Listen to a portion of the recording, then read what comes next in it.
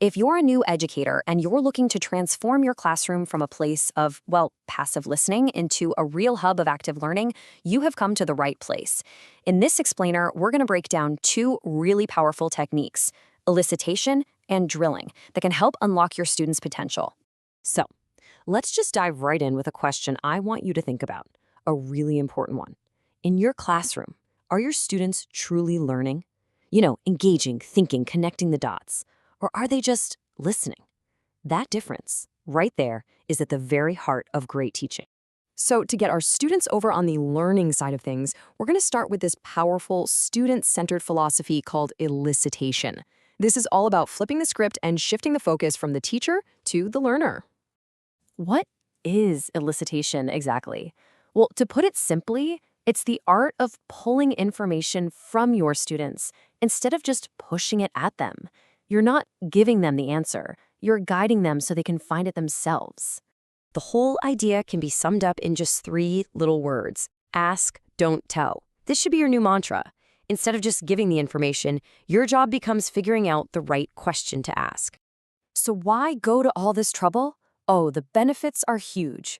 When you elicit, you're not just teaching a piece of vocabulary or a concept, you're actually encouraging students to be active participants in their own education.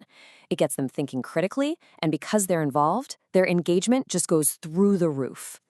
Okay, so that's the theory, but what does this actually look like in a classroom? Let's get practical. I want to give you a toolkit you can literally start using tomorrow. And you don't have to reinvent the wheel here. Honestly, the simple, engaging stuff works best. We're talking guessing games, asking for opposites or words that mean the same thing, building out spider diagrams to see what they already know about a topic, and of course, using pictures. For example, right? Instead of just holding up a picture of a banana and saying, "This is a banana," try turning it into a little mystery.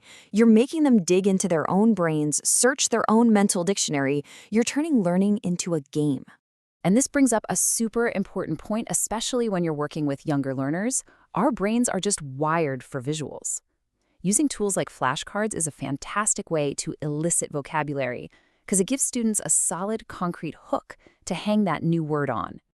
Now, all this talk about student-led discovery doesn't mean we just throw out all our old tools. Not at all. There is still a very, very important place for a more teacher-led technique. So let's talk about drilling. Yeah, drilling is pretty much the other side of the coin. It's not about discovery, it's all about repetition. The goal here is what we call automaticity, getting students to produce a word or a phrase correctly without even having to think about it. It's like building muscle memory, but for their mouths.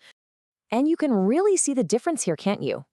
Elicitation is all about student-led discovery, helping them think critically. Drilling, on the other hand, is teacher-led practice that builds that automatic response. Just think of them as two different tools for two very different but equally important jobs. So when do you pull this drilling tool out of your toolkit?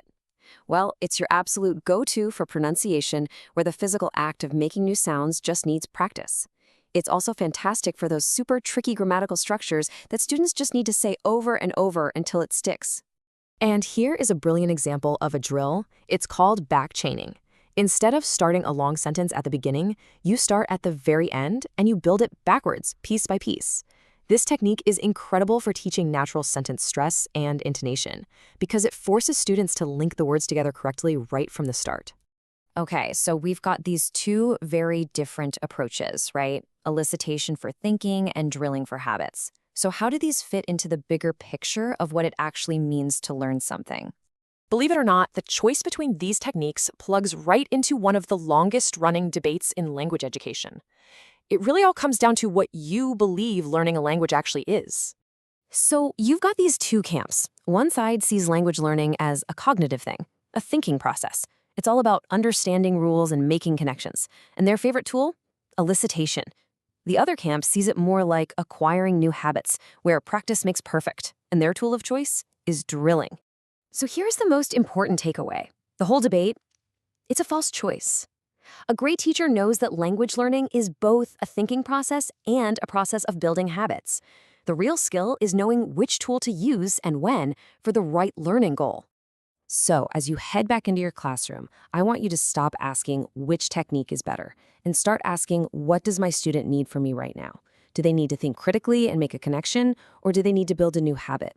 The answer to that question will tell you exactly which tool to reach for. So, what will you build today?